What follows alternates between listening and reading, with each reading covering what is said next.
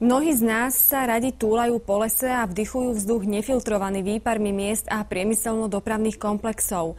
Všade sa hovorí o ochrane prírody, no keď sa lesní hospodári prejdú napríklad aj po našom lesoparku, musia smutne konštatovať, že o ochrane sa žiaľ iba hovorí.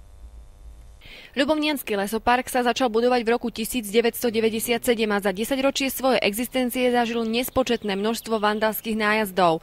Momentálne je na ploche takmer 50 hektárov vybudovaných 10 zariadených rekreačných stanovíšť. Chceli by sme do budúcnosti, aby tí ľudia sa trošku viac rozptýlovali z týchto stanovíšť, lebo je tu aj určité percento vlastne náročnejší nejakých turistov, ktorí by potrebovali nejaké turistické chodníky s prepojením napríklad na Jarabínsky prielom alebo do Sulína na tú poľskú stranu, na Krynicu.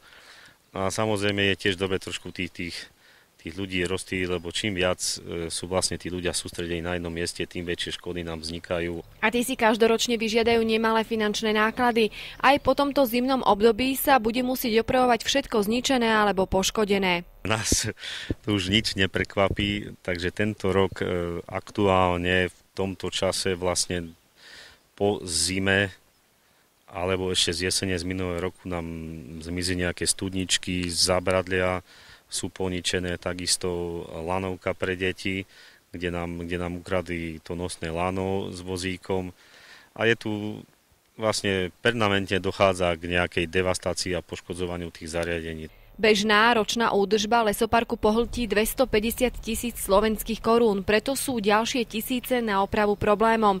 Niekedy sa škody vyšplhajú aj na 20 000 korún.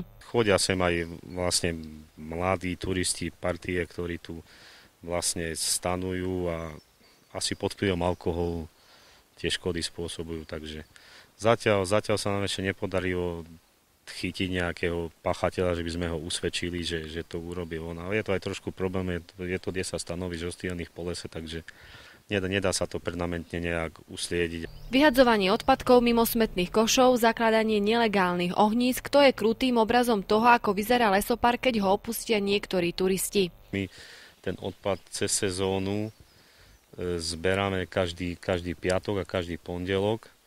Je tu 19 smetných košov v celom lesoparku, vymieňajú sa tie vrecia a každý piatok sa takisto aj k ohniskám vyváža drevo, aby tí ľudia si vlastne mohli naložiť nejaký ohník, aby nám neničili tie porasty okolo.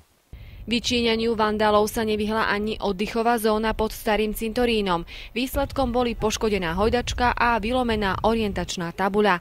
Je na čase sa nad takýmto chovaním vážne zamyslieť.